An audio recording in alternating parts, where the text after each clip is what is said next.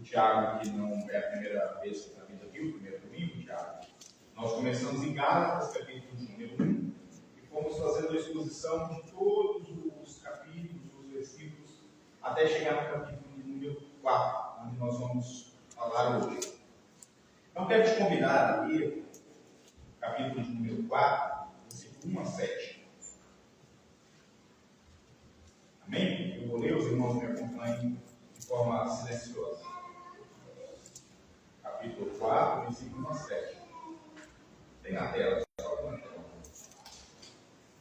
Digo, pois, que durante o tempo em que o herdeiro é menor, ele nada difere de um escravo, posto que é ele senhor de tudo, mas está sobre tutores e curadores até o tempo pré-determinado pelo Pai. Assim também nós, quando éramos menores, estávamos servilmente sujeitos aos rudimentos do mundo.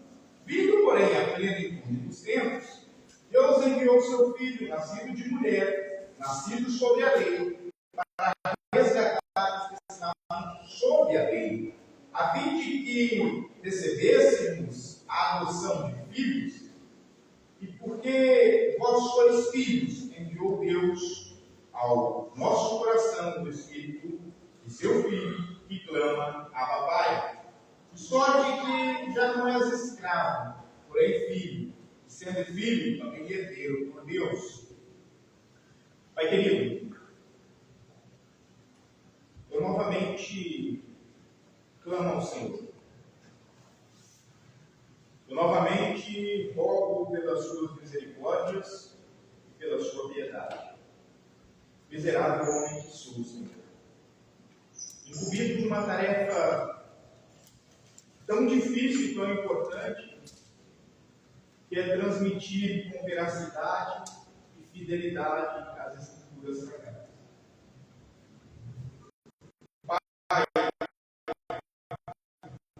que o Senhor possa querer ainda mais no meu coração,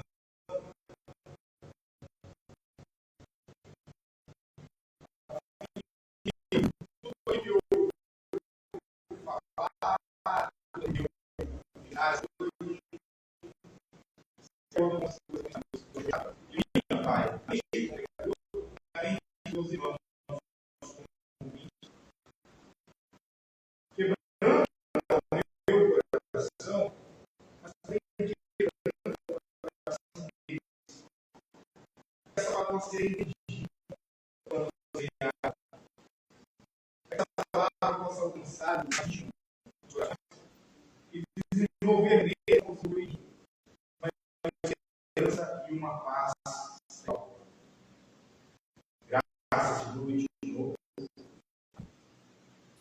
Vamos, recapitulando brevemente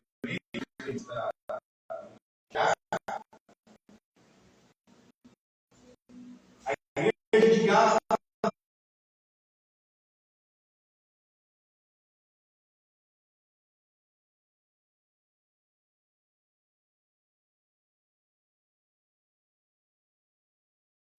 Uma ação de bom, uma circuncisão, a citar na cara.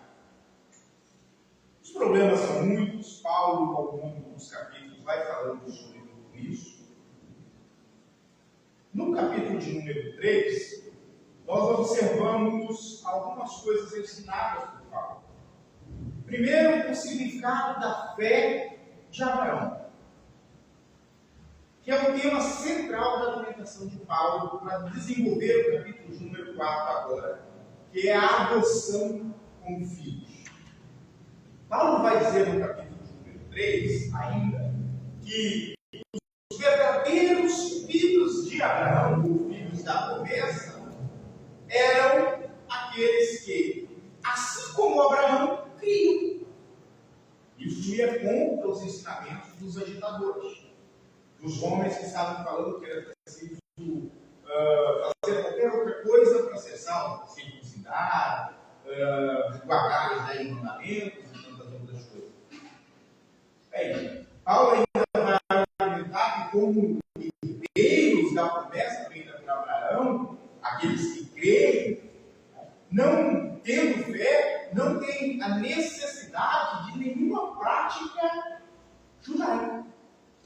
E por fim, com uma forma radical de ser, Paulo diz que é necessário reinterpretar o significado do povo escolhido por Deus. O judeu, o povo escolhido por Deus, bastava nascer de ventre judaico, de mãe judaica e de um pai judeu. E aí Paulo diz, olha, vocês estão todos errados. A promessa que foi feita lá atrás ao patriarca é que Deus criaria o seu povo. Da descendência de Abraão viria o povo de Deus. E quem é esse povo de Deus? Aqueles que, como Abraão, tiveram fé em Deus, antes apresentado, tipificado no Antigo Testamento de algumas formas, nós vamos falar hoje, e no Novo Testamento, sendo encarnado em Cristo Jesus. Ao longo, então, do capítulo 3 e agora do capítulo 4, Paulo vai desenvolver a ideia que a lei ela tem um papel. Ela tem uma importância, que é um direcionamento, uma seta que aponta para Cristo. Esse é o papel da lei, segundo Paulo. Paulo vai argumentar que a fé em Cristo, a saber aqui o novo nascimento, a pessoa que nasce de novo, e passa por uma mudança radical daquilo que era e do que é, daquilo que nós falamos em Ponte de Lima ontem, que não se mistura, é impossível que o novo nascido, ou uma pessoa passa pelo novo nascimento, retornar às práticas velhas. Ele abomina aquilo, Então agora, Paulo vai dizer que para esses que nasceram de novo, através da recepção do Espírito Santo, que é suficiente para eles a justificação que há em Cristo, de forma que a vida deles seja em Deus, com Deus e para Deus. O que nós vemos aqui é que a observância da lei, principalmente em pedacinhos, como era proposto dos Gálatas, era, ao dizer de Paulo, reverter, retornar a um período de escravidão. A lei prendia o cristão, assim como nós vemos nos primeiros versículos aqui, como um herdeiro. No versículo 1 é escravo, quando está sujeito à autoridade de tutores. O que era o tutor? Era uma pessoa que era contratada pela família, ou era um escravo da família, e estava incumbido da educação daquela criança. Era o similar hoje ao babysitter, não é que se diz? Em Portugal, é isso, Vitor? Me corrija. É uma babá, uma ama, isso, que acompanha a criança. Então, a criança herdeira de todo o reino. Tudo que o pai tem é da criança, mas de certa forma ela está reduzida à obediência da babá. Ela tem que obedecer a babá.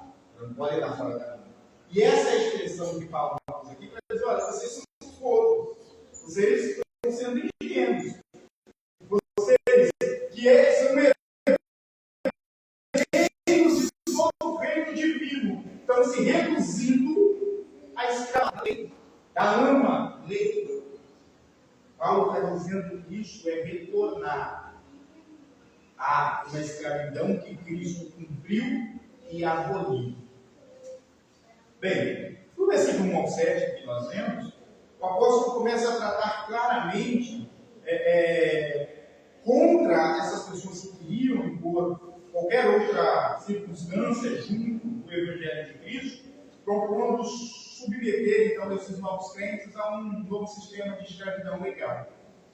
Escravidão no sentido de diminuir a lei de Cristo. Nem sempre que nós falamos de escravidão aqui na carta de Gálatas, nós estamos falando nessa imagem histórica que nós geralmente temos de pessoas aprisionadas, algemadas, sendo obrigadas a fazer. Não. Paulo está dizendo no sentido de ser escravos, diminuindo aquela graça que foi derramada na cruz, a liberdade do sacrifício de Cristo, ao tempo em que nós, não, eu não vou fazer isso porque eu não posso, mas você pode. E esta é, talvez, o mais negligenciado pela igreja na atualidade. Você é livre, eu sou livre. nós somos livres, como o Senhor está falando, nós vamos viver em pecado. Aí você está mostrando que não é livre, você de fato é escravo do pecado. Escravo da prática que você quer fazer. A liberdade que há em Cristo, ela rompe os grilhões que nos motivavam a fazer o mal. Antes eu era levado, conduzido, eu não tinha escolha, como nós falamos ontem. Eu era forçado por esse caminho a fazer o mal. Quando Cristo vem, esse caminho é interrompido pelo sacrifício do madeiro, pela cruz, mediante a fé em Cristo, eu então sou recolocado, sou reconduzido para um caminho de esperança e de liberdade, em que a única coisa que é me pedido é perfeito. É sobre isso que Paulo está falando. Essas pessoas da igreja dos Gálatas, eles não compreendiam sequer o significado da lei e queriam impor a lei como um sistema salvífico. Veja que, nas observações paulinas, Paulo vai dizer que eles erram duplamente. Eles erram por colocar a lei ou a obediência legal como sistema salvífico, e eles erram por colocar parte da lei. Porque até então, aqui nos Gálatas, eles não davam nem como obrigatoriamente o ponto principal da pregação dos judeus aqui, Adriana, não era a guarda dos 10 mandamentos. Não era guardar o sábado. Não era ser obediente de pai e mãe. O ponto principal que eles estavam impondo aqui era circuncisão. Então, assim, circuncidam-se serão salvos. Né? Todo o resto também tem. Então, eles pegavam um e negligenciavam o resto do povo. E Paulo está dizendo que por isso eles são duplamente culpados. Eles são culpados por estar contra a lei do sistema salvífico. E eles são ainda por pegar pedacinhos da lei. Porque se for para guardar a lei, aí não tem como. Aí não dá. Olha, isso daqui vai levar o apóstolo a tratar com eles que estavam sob os cuidados da lei, sobre essa ampla, como disse o Vitor, que é a lei. Paulo vai tratar com eles dizendo que, por estar aos cuidados da lei, eles estavam em escuridão. Eles estavam em uma escuridão que escravizava eles. Eles estavam sujeitos a tantos rituais, observâncias cansativas, que eram ensinados constantemente a manter-se sujeitos, quietinhos, num cantinho, debaixo dos seus cuidadores, debaixo das asas dos seus cuidadores. E o problema disso tudo é que, em contrapartida, debaixo da tutela da graça, do fardo do Evangelho, nós encontramos o estado mais feliz dos homens, dos cristãos, livres, agraciados, menos. Diminui. Debaixo do fardo do Evangelho, nós encontramos o estado mais feliz dos homens, livres. Livres para amar como Pai amou. Livres para viver como Cristo viveu. Livres para se aproximar do trono de Deus com ousadia. Livres para falar com Deus, como só os sacerdotes falavam. Livres para ser um deles, e não escravos. Nós podemos observar nesses primeiros versículos as maravilhas de Deus, o seu amor e da misericórdia divina, particularmente de 3 formas diferentes. Primeiro, de Deus Pai, ao enviar o seu Filho ao mundo para redimir e salvar. Quando Paulo fala aqui da consumação dos tempos, a chegada de Cristo. Quando Cristo chega e começa a pregar, qual que é a mensagem de Cristo? É chegar o reino dos céus.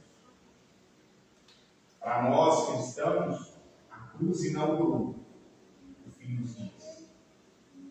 Para nós cristãos, a cruz é o princípio do fim.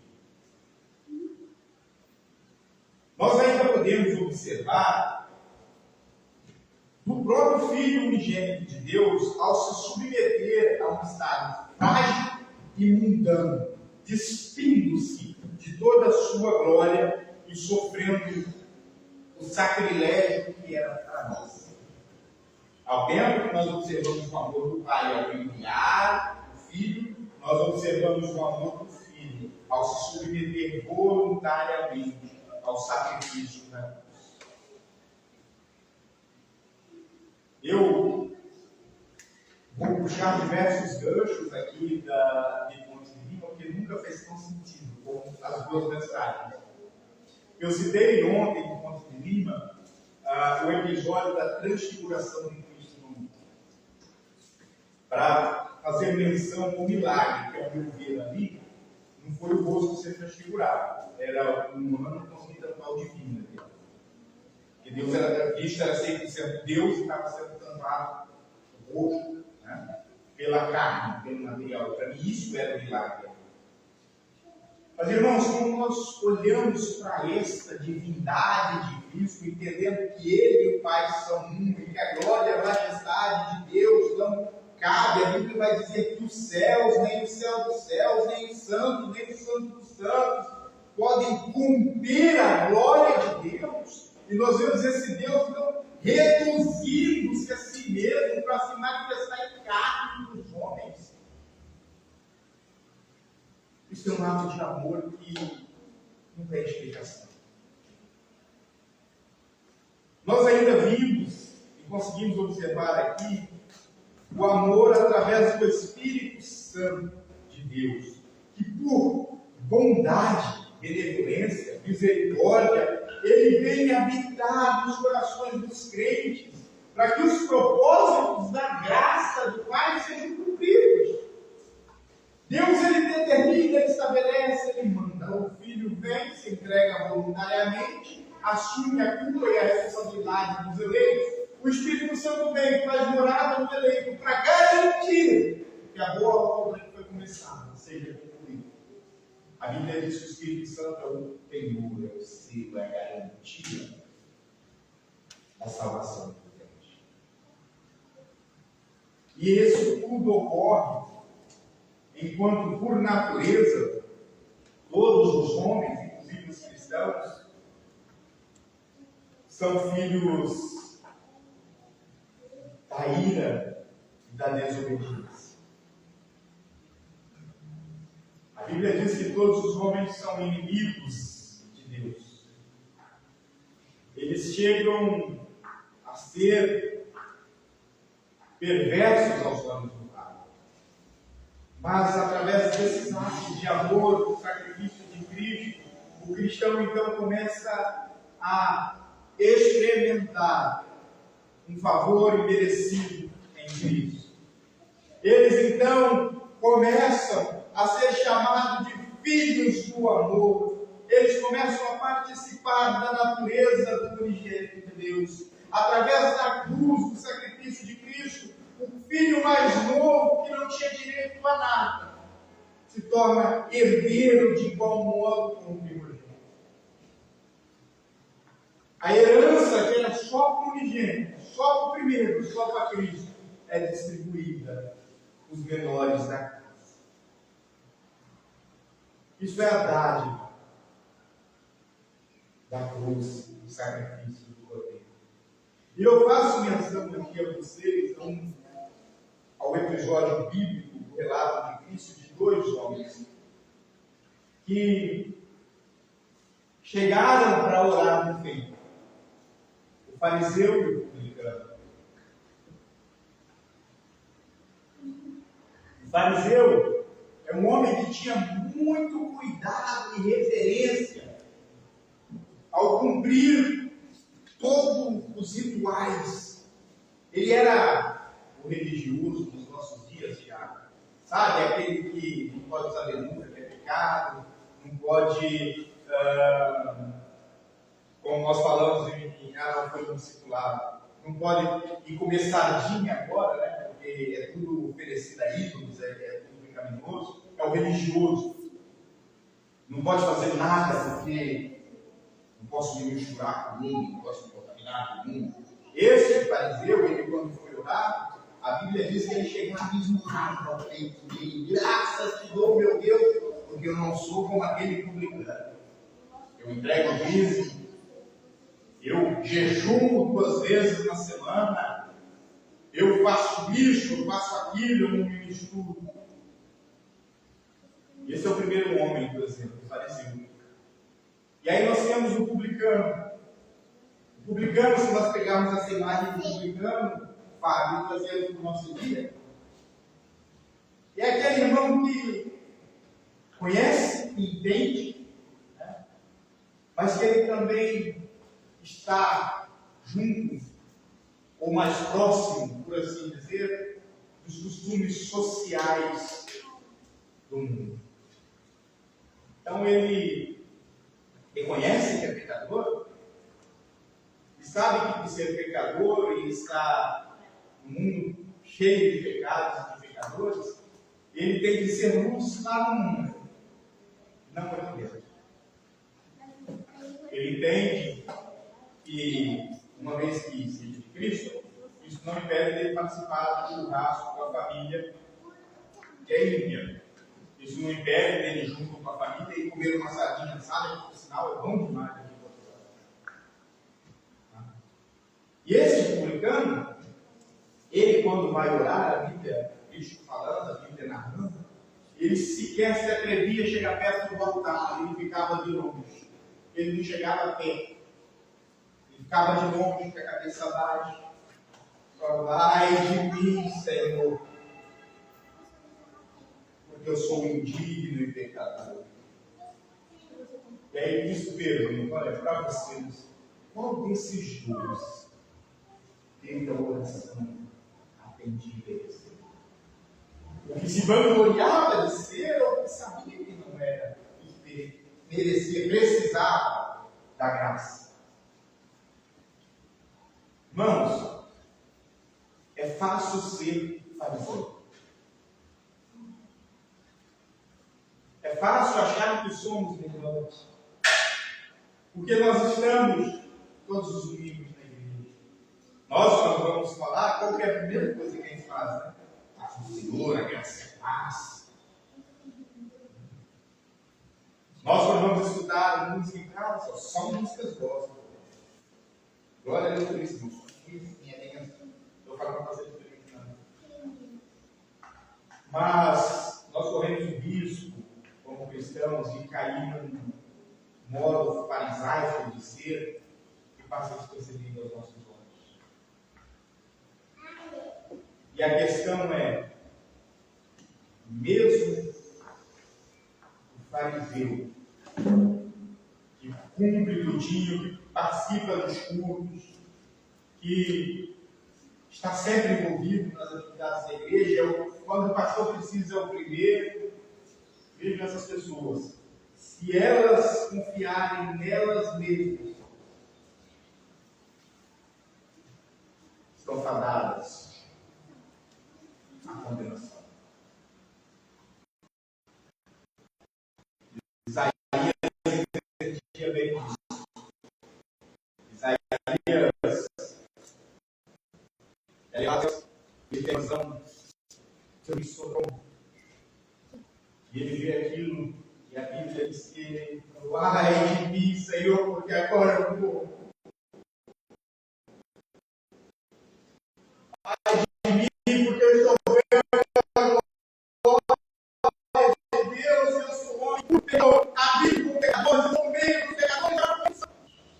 Ai de mim, que sou homem de lábios impuros.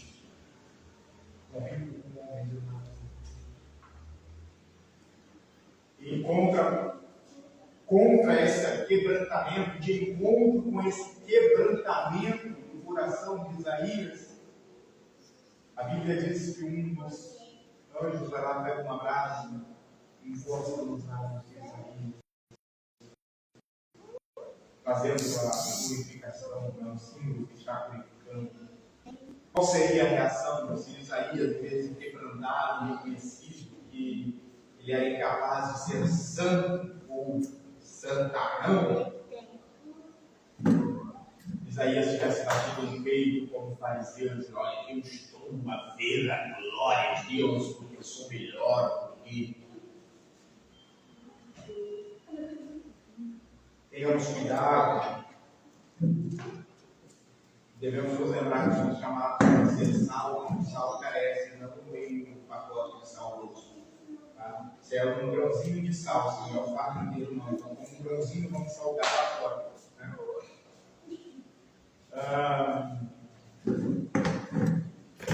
Quanto a isso tudo, em especial nessa tarde, início de noite, eu rogo que o nosso temperamento e a nossa conduta venha mostrar e ser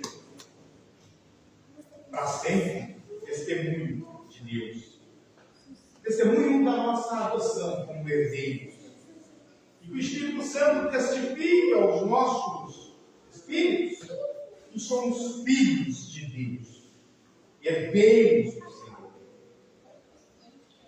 Avançando um pouquinho, versículo de número 4, tem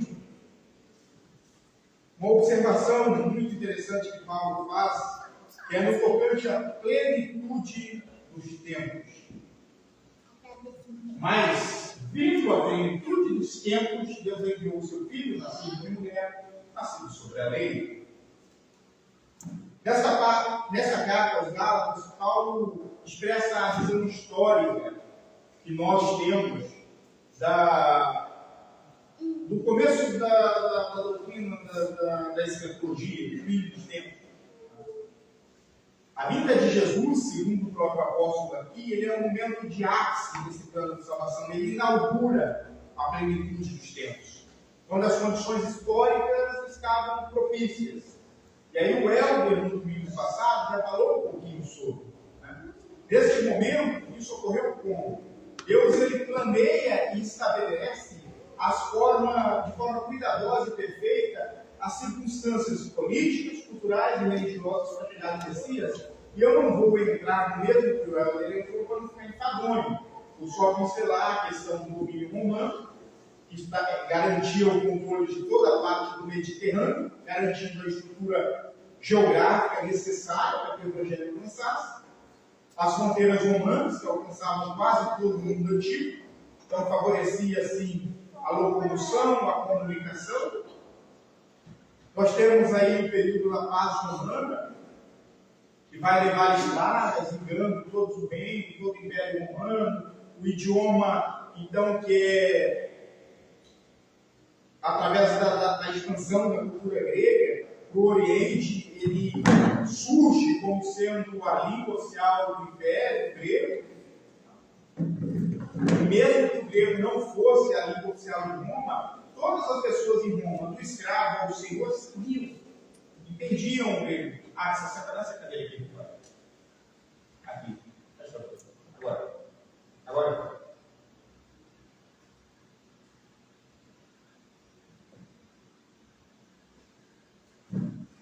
Então, esse avanço do idioma grego fez com que, quando, no século I, depois de Cristo, o Evangelho começa a ser pregado, as pessoas queriam, os escravos, os senhores, os comerciantes, através das rotas, levavam o Evangelho, o testemunho de Cristo, e fazendo então avançar. Temos o exílio babilônico, que o Helder citou, que vai favorecer a construção das sinagogas, que depois é usada como instrumento pelo próprio Cristo para ensinar para os judeus como para os apóstolos. Nós temos, em termos religiosos, aqui 400 anos do período interbíblico, aquela folha branca da Bíblia, entre o Antigo e o Novo Testamento, que são 400 anos sem profeta. Ninguém sabia onde estavam os homens de Deus, os profetas.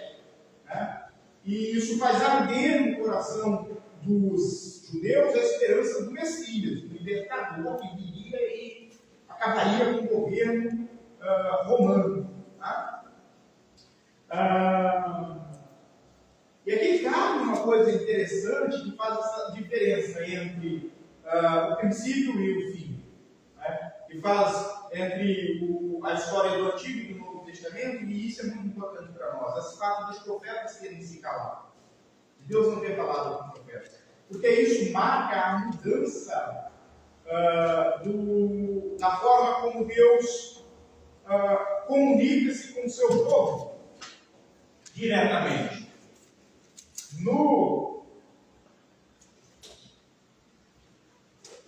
No Antigo Testamento, Deus falava através de um único homem, que era o profeta. Tá? Teve os juízes, teve os profetas, teve o período da monarquia teocrática, que era governada por Deus, tá? Em Israel. No Novo Testamento, quando vira a chave, não é? Do nascimento de Cristo, Deus, então agora ele já não fala só por profetas. Ele falou por Cristo. Vendo em outros tempos, outrora, Deus falava de muitas maneiras. Agora, nos últimos dias, fala através de Cristo, do seu Filho. E depois da morte de Cristo, ocorre o que nós chamamos de sacerdócio de todos os santos. Aquele momento em que cada um de nós, agora, unidos nas Sagradas Escrituras, começamos a estudar e Deus se revela para nós, individualmente, através das Escrituras, e com isso nós vamos e ensinamos, nós vamos e profetizamos. O pregar é profetizar.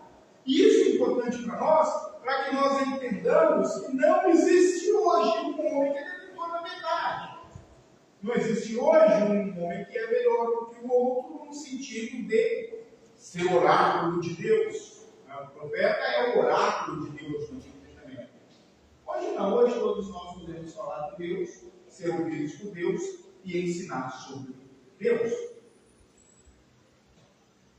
No versículo 4 ao 7, Paulo vai falar mais sobre a questão de sermos filhos, e a palavra que Paulo usa aí, que é transliterada ou traduzida como filho, é huios, é um substantivo grego referindo-se literalmente a uma pessoa do sexo masculino. Tá? Nós temos duas implicações para essa mesma palavra nas Escrituras. A primeira é como títulos messiânicos de Cristo. E uma segunda que é uma designação para todos os cristãos.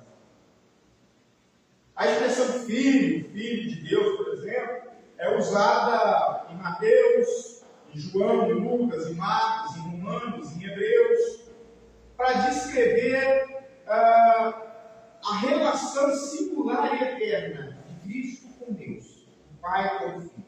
Tá? Nós temos o termo Filho de Deus, que também é usado como título messiânico em Mateus 14, Mateus 16, Mateus 26, Marcos, João, Romanos, assim como filho de Davi, fazendo menção à linhagem do Messias, cumprindo a profecia do nascimento do Messias. Então, temos uma autodesignação do próprio Jesus como sendo filho do homem, que também é um título messiânico, tirado lá de Daniel e implementado em Mateus e em João. Tudo é a mesma palavra. Mas agora é que fica interessante, porque com base nessa mesma palavra, nós temos o plural de filhos e filhos de Deus. E aí já não é exclusivo de Cristo. É o mesmo termo sendo aplicado no contexto bíblico para os cristãos. Em Gálatas 4, 6 a 7, aqui, nós estamos vendo filhos, no plural, filhos de Deus. Em Mateus 5 e 9, Romanos 8 e 14, Gálatas 3 e 26, filhos de Deus, no plural. Isso é interessante porque é com base nessa filiação de Jesus que nós podemos ser chamados de filhos, de cristãos. Nós, os menores, os filhos escravos, nascidos escravos, somos livres e herdeiros juntos com Cristo. Juntos com Cristo. Por isso que é o mesmo termo usado. Ou seja, a adoção do cristão, que é uma colocação literal do filho, do herdeiro, na família de Deus, ela nos coloca numa relação também especial com Deus. Assim como Cristo tinha uma relação especial com o Pai, enquanto vida, o cristão também tem. E é por isso que o cristão ora e Deus responde. É por isso que o cristão, Deus se revela ao cristão. É por isso. Porque o cristão também tem essa santa vocação com o Pai. Nós podemos, então, como o apóstolo disse, chamá-lo de Abba, Pai. E desfrutar de toda a herança que é destinada aos primogênitos. Então, irmãos, quando nós vemos tudo isso que eu estou falando para vocês, iniciando aqui, essa adoção que é proporcionada em Cristo, e esse é o tema central do capítulo 4, essa adoção, ela vai pegar o nascido de escravo e torná-lo livre. Ela vai pegar o pecador e transformá-lo em santo. Ela vai pegar o profano e transformá-lo em santo, em justo, em perfeito. Mas tudo isso ocorre como? Em Cristo, e somente em Cristo. E somente em Cristo. Para terminar, eu faço para vocês duas observações importantes. A primeira, não sejamos como os fariseus. Nunca. Não nos vangloriemos de nada que fazemos. Não batamos no peito. Não levantamos a cabeça mais alto que os demais. E eu sei que aqui, a igreja é pequena, eu conheço individualmente cada um de vocês. Sei que essa não é a nossa realidade. Mas mesmo sem ser a nossa realidade, vamos examinar o coração constantemente. Para continuar sendo como Cristo, que sendo Rei, Senhor e Salvador, se submeteu à criatura. Se fez como uma criatura, para que pudesse alcançar.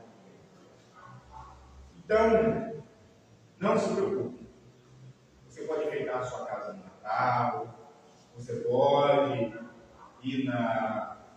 Como é o nome do negócio da pena agora? Pegamos aqui as festas... Não, as medievais. Isso, vai, pode ir. Não deixa de ir na igreja para ir lá. Vem na igreja, tá? Pelo amor de Deus, não vai.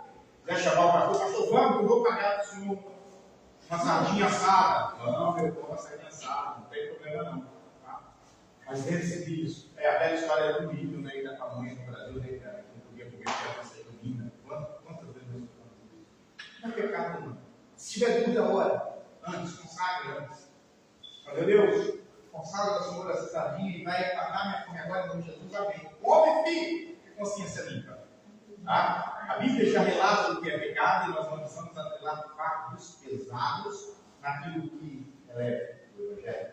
Tá? Uma segunda observação. Tenha a certeza da sua salvação através de Cristo, da vocação pela qual Cristo te chamou. Pastor, mas como que eu posso ser salvo se tudo que eu faço vai errado?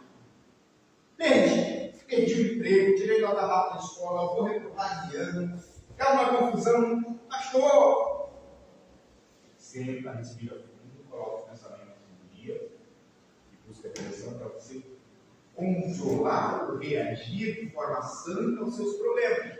Mas esses problemas não devem tirar o seu sono e nem te tocar em pensar toda a tua salvação. Isso são pormenores.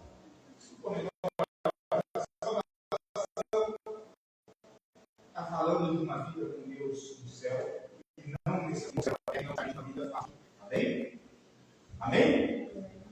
Dúvidas, perguntas e respostas? Essa é a hora. Aproveitemos que estamos em pequeno. Não? Absoluta? Amém. Tiago? Então, não nos esqueçamos do Cristo e amém no final. Pai, graças a Deus e novamente te exalto e te louvo, Senhor, porque o Senhor se mostrou fiel para conosco quando nós não merecíamos, enviando o seu Filho e nos adotando através do sacrifício feito no madeiro, dizer que seu nome é Cristo. E, Pai, eu peço ao Senhor que nos fortaleça e nos fortifique nessa fé, para que nós não nos sintamos tentados a nos submeter novamente à escravidão dos tutores legais, mas que sejamos livres na liberdade que o Senhor nos chamou, que possamos ser salvos, testemunhos do Senhor, em um mundo complicado e difícil. Que possamos ser, Pai, santos, mas santos piedosos. Que possamos ser baluartes da justiça, como a sua palavra nos pede, mas com o coração quebrantado e humilhado perante o Senhor. Graças te dou. Peço que o Senhor conduza este início de semana, essa semana que está começando, de acordo com a sua vontade e seu querer, dando-nos oportunidades de sermos testemunhos do Senhor neste mundo. Que no próximo domingo possamos estar aqui em maior número, te louvando e te exaltando. E eu peço ao Senhor que, para essas cadeiras vazias que temos aqui, que o Senhor nos acrescente no número daqueles que vão sendo salvos e alcançados. Salvos do sistema religioso opressor, salvos do mundo que os oprime, que os seduz à escravidão, salvos de uma falsa crença e de uma idolatria vã, para a honra e a glória do seu santo nome e pelo seu santo sacrifício na cruz, eu te peço. Amém? Que a graça de nosso Senhor e Salvador Jesus Cristo, o amor de Deus Pai, a comunhão e as consolações do Espírito Santo de Deus, esteja com todos vocês hoje e sempre. Todos digam amém. Amém.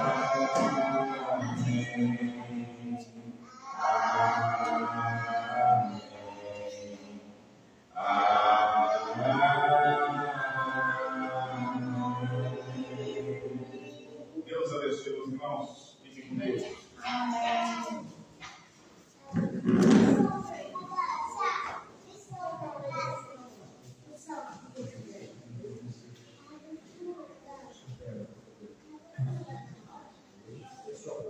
Bem, vamos